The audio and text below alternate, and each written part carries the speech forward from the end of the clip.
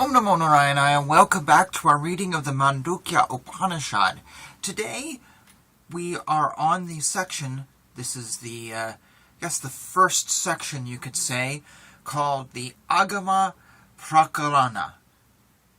I bow to that Brahman who pervades the entire world by a diffusion of the rays of knowledge that pervade all things that are moving and unmoving, who, after having enjoyed in the waking state all objects of enjoyment that are gross, and who again, after having drunk in the state of dream all objects born of desire and illuminated by the intellect, reposes while experiencing bliss himself and making us all enjoy by his own Maya, and who, through an attribution of Maya, is the fourth in number and is supreme, immortal, and unborn.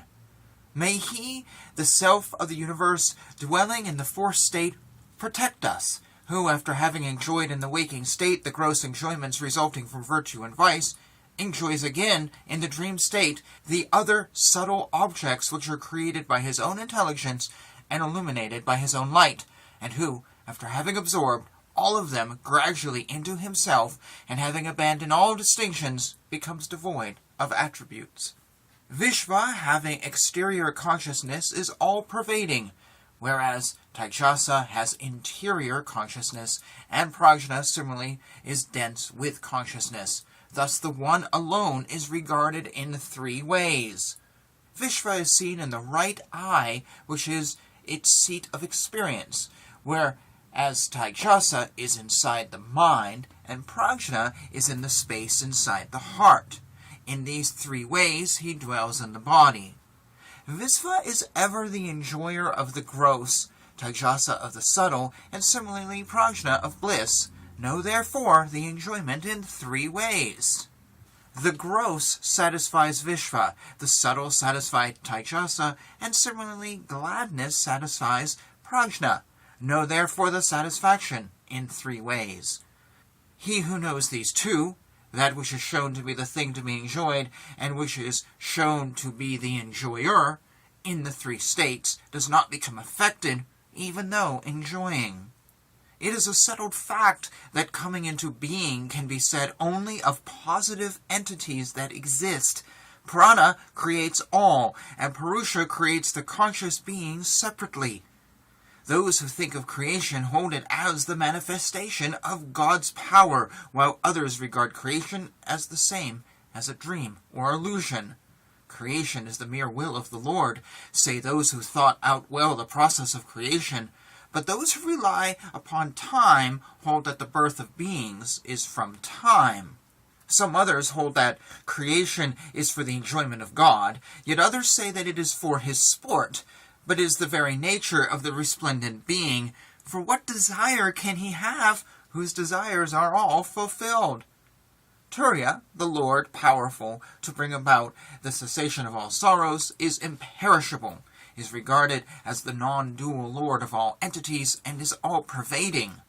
Visva and Taijasa are regarded as conditioned by cause and effect. Prajna is conditioned by cause, but these two do not exist in Turiya. Prajna knows neither himself nor others, neither truth nor untruth, but that Turiya is ever the all-seer. The non-cognition of duality is common to both Prajna and Turiya. Prajna is possessed of sleep of the nature of cause, whereas that sleep does not exist in Turiya. The first two are associated with dream and sleep, but Prajna is associated with the sleep devoid of dreams. The knowers of Brahman do not see either sleep or dream in Turiya. Dream belongs to him who perceives wrongingly, and sleep to him who knows not reality. When the false notion of these two comes to an end, the state of Turiya is attained. When the individual self, sleeping under the influence of Maya, that is beginningless, is awakened, then he realizes Turiya, that is unborn, sleepless, dreamless, and non-dual. If a phenomenal world were to exist, it should no doubt cease to be. This duality is but an illusion. In reality, it is non-dual. The notion, such as the teacher, the taught, and the scripture, will disappear, if anyone has imagined it. This notion is for the purpose of instruction, when the truth is realized, duality does not exist. When the identity of Vishva with the letter A is meant, when the identity of Vishva with the letter A is admitted, the common feature of being, the first is seen to be obvious, as also the common feature of all pervasiveness. In the event of Taijasa being apprehended as identical with U, when the identity of Taijasa with the letter U is admitted, the common feature of superiority is seen clearly, and so too is the intermediate position. In the event of Prajna being apprehended as identical with M, when the identity of Prajna with the letter M is admitted, the common feature of being, the measure, is seen to be obvious, and so too is the common feature of absorption. He who knows conclusively the common similarities in the three states becomes worthy of worship and adoration by all beings, and is also a great sage. The letter A leads to Vishva, the letter U to Taijasa, again the letter M leads to Prajna. For the one who is free from letters, there is no attainment. Om should be known. Quarter by quarter. It is beyond doubt that the quarters of the self are the letters of Om. Having known Om, quarter by quarter, one should not think of anything else. Let the mind be fixed on Om, for Om is Brahman, the fearless. For him who is ever fixed on Om, there is no fear anywhere. Om is indeed the lower Brahman. Om is also regarded as the higher Brahman. Om is without cause, without interior and exterior, without effect, and is undecaying. Om is indeed the beginning, middle, and end of everything. Having known Om, thus, one attains immediately the identity with the self. One should know Om to be the Lord dwelling in the hearts of all. Having known the all-pervasive Om, the intelligent one does not grieve any more.